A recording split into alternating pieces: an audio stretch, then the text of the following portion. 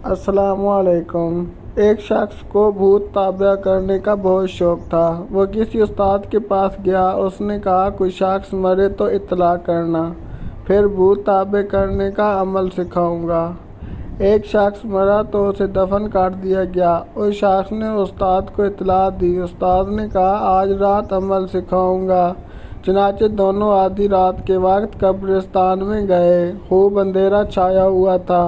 تازہ قبر کی مٹی ہٹائی اور لاش کو سامنے رکھا جو کہ کفن میں لپٹی ہوئی تھی۔ استاد نے اس شخص سے کہا تم اس کے قدموں میں بیٹھ جاؤ، میں سرہانے بیٹھتا ہوں۔ پہلے تو یہ شخص خوفزدہ ہوا، پھر ہمت کر کے لاش کے پیروں میں بیٹھ گیا۔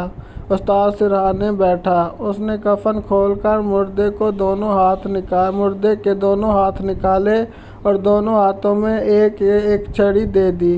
اس کے بعد منتر پڑھنے لگا۔ تھوڑی دیر بعد لاش میں حرکت پیدا ہوئی۔ پاؤں میں بیٹھا ہوا شخص ڈرنے لگا، لیکن استاد نے اشارے سے ہمت دلائی بیٹھے رہو، ڈرو مت۔ مگر لاش اپنی دونوں کہنیوں کو ٹیک لگا کر اٹھتی ہوئی معلوم ہوئی تو وہ ڈر کے مارے کھڑا ہوا اور اچھل کر قبر سے باہر آ گیا۔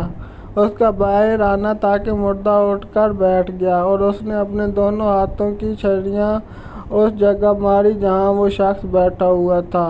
جب وہاں کوئی نہ ملا تو مردے نے پیچھے مڑ کر اپنے سرہانے بیٹھے شخص کو 2 چھڑیاں مار دیں، جس سے وہ شخص زخمی ہو کر چیخنے لگا۔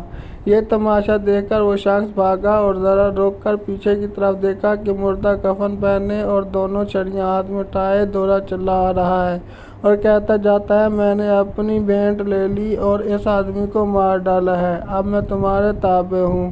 اس نے بھاگتے ہوئے جواب دیا خدا کے لیے واپس جا، تجھے تابع بنانے کی مجھے ضرورت نہیں ہے۔ مگر وہ مردہ برابر دوڑتا رہا۔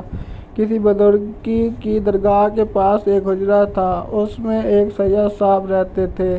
اس نے شاہ صاحب کو آواز دی، انہوں نے دروازہ کھولا۔ جب یہ شخص اندر گیا تو دروازہ اندر سے بند کر لیا۔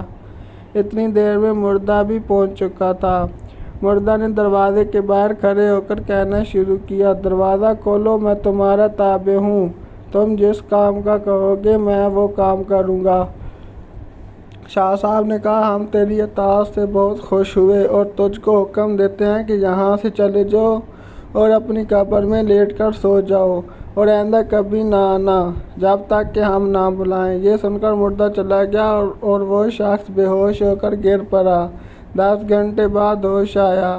ہوش میں آنے کے بعد وہ کئی مہینے بیمار رہا۔ اس کے بعد انہوں نے بھوتوں کو تابع کرنے کا شوق ترک کر دیا، مگر قبر کے بھوت کا خوف ساری عمر اس پر طاری